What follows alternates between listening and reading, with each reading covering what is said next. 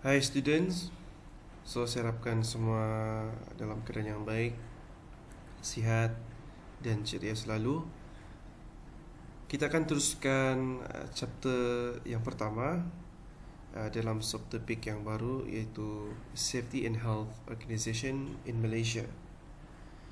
Dalam subtopik ini kita akan lihat apakah badan ataupun organisasi yang mengurus dalam hal OSH ini.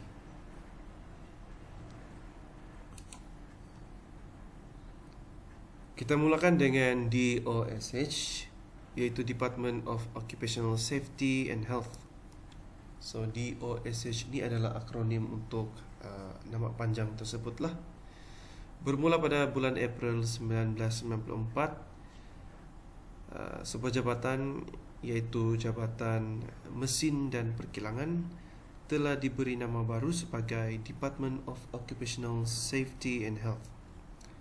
Di bawah jabatan ini ada inspectors ataupun pegawai yang bertugas lah. Inspectors ini dipanggil Occupational Safety and Health Officers. Pegawai-pegawai yang bekerja dalam urusan OSH. Untuk pengetahuan kamu, DOSH ini terletak di bawah Kementerian Sumber Manusia. Kita akan lihat apakah peranan-peranan ataupun tanggungjawab DOSH inilah. Yang pertama, untuk to study and review the policies and legislations of occupational safety and health. Jabatan ini sebenarnya bertanggungjawab dalam apa-apa polisi ataupun perundangan tentang occupational safety and health. To enforce the following legislations. Jabatan ini juga berfungsi untuk menguatkuasakan beberapa akta ataupun peraturan, iaitu Occupational Safety and Health Act 1994, Factories and Machinery Act 1967, dan juga part of Petroleum Act 1984 Safety Measures. Tiga akta ini dikuatkuasakan di bawah jabatan DOSH lah. Selain daripada itu, DOSH ini juga berfungsi untuk menjalankan kerja-kerja penyelidikan dan juga analisis teknikal berkaitan isu occupational safety and health di tempat kerja. Selain daripada itu juga, DOSH ini juga menjalankan kerja-kerja promosi dan juga program berbentuk kesedaran, khususnya kepada para majikan, pekerja dan juga orang awam untuk mengamalkan occupational safety and health dan juga untuk meningkatkan kesedaran tentang betapa pentingnya OSH ini dalam kalangan pekerja, dalam kalangan masyarakat kita setempat lah. And then salah satu fungsi ataupun peranan DOSH ini juga adalah untuk menjadi sekretariat kepada Majlis Kebangsaan berkaitan dengan isu occupational safety and health. Seterusnya kita akan lihat NIOSH ataupun nama panjangnya adalah National Institute of Occupational Safety and Health. Apakah sebenarnya NIOSH ini? Kita akan tonton satu video yang saya ambil daripada YouTube. Saya harap semua pelajar boleh memahami apakah itu NIOSH dan juga apakah peranan ataupun kerja-kerja yang dilakukan oleh NIOSH ini.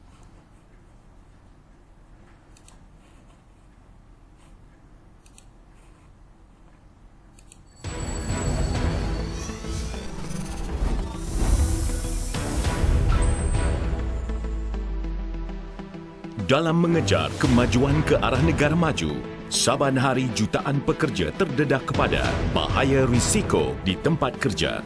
Namun komitmen terhadap keselamatan dan kesihatan pekerjaan telah menjadi tanggungjawab utama bagi setiap warga.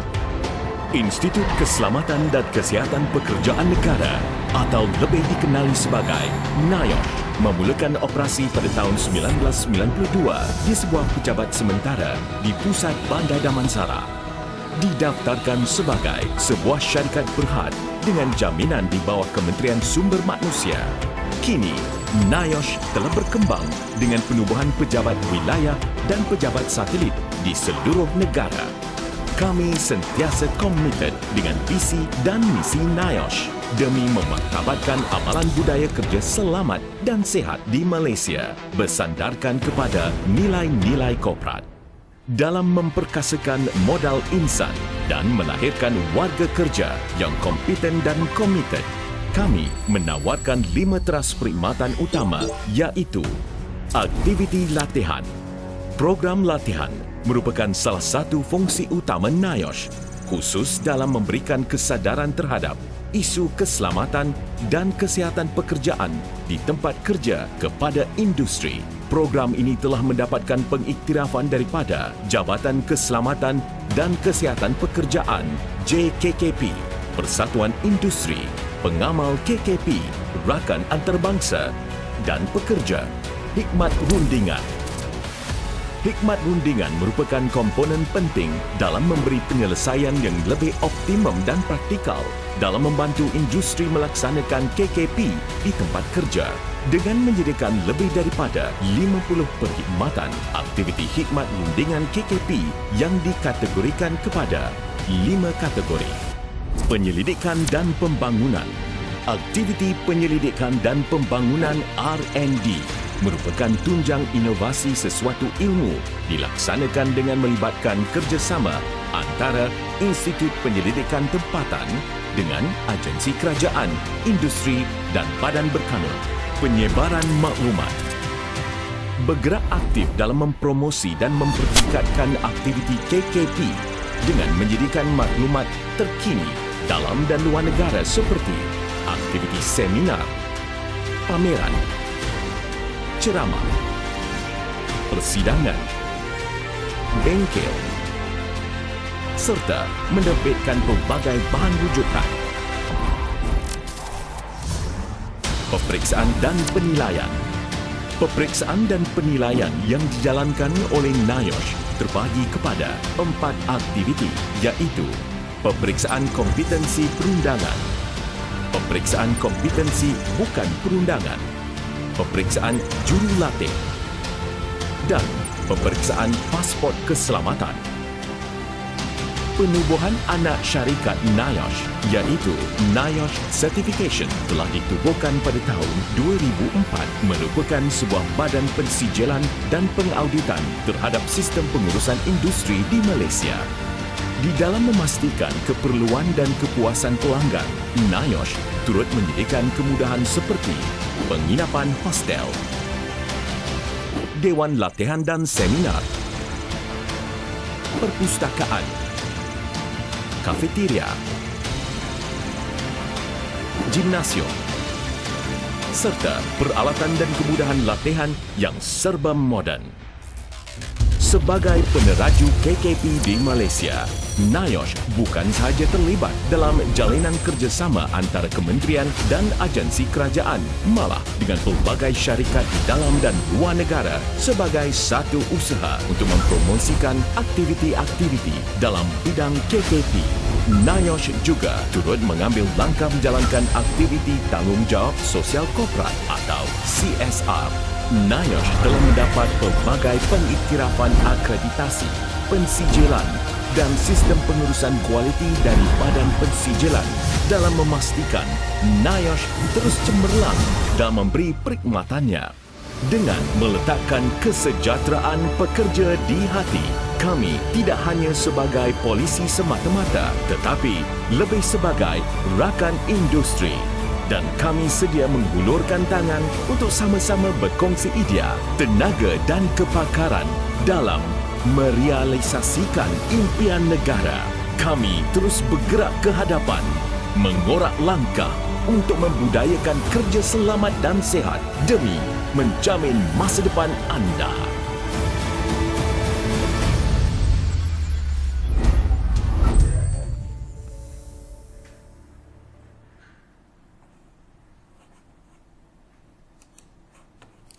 Okay, so itu adalah video yang saya rasa sangat menarik lah.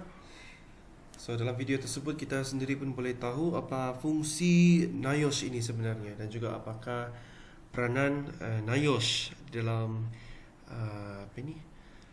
urusan berkaitan dengan OSH. So di seluruh negara kita Malaysia ada pusat ataupun ada institut NIOSH yang tersendiri lah. So kita boleh lihat apakah kemudahan-kemudahan dan juga perkhidmatan yang kita boleh dapat daripada NIOSH ini.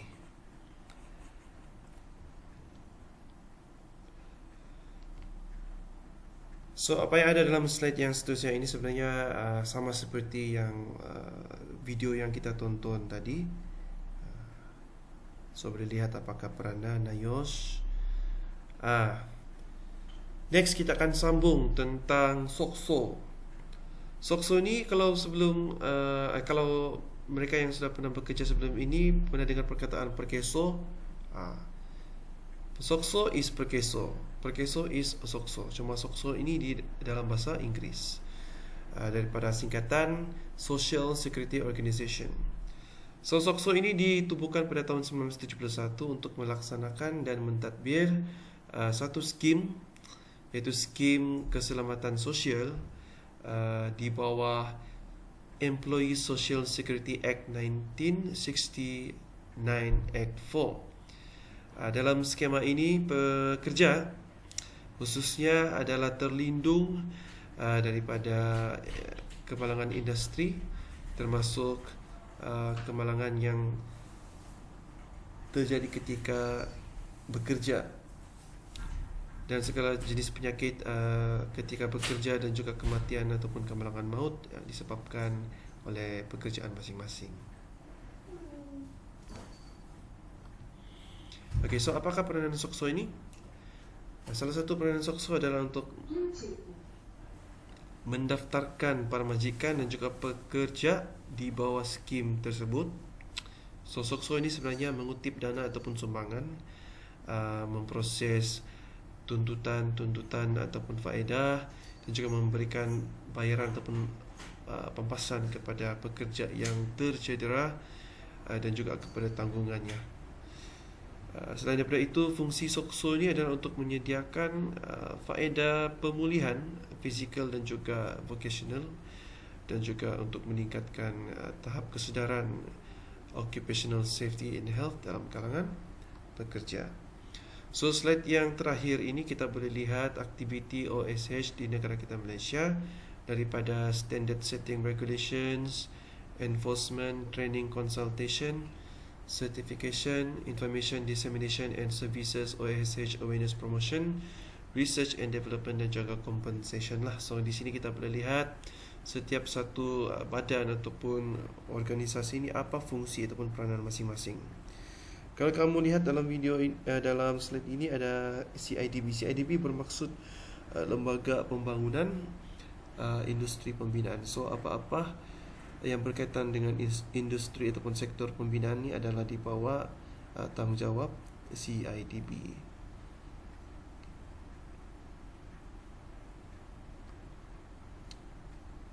So itu saja untuk subtopik kita, iaitu organisasi ataupun badan-badan yang mengurus tentang OSH di negara kita Malaysia. So sekali lagi, kalau ada apa-apa masalah, ada benda yang tidak faham, boleh sentiasa berhubung dengan saya, sama ada melalui WhatsApp ataupun boleh berjumpa terus dengan saya di bilik pensyarah 2. So thank you.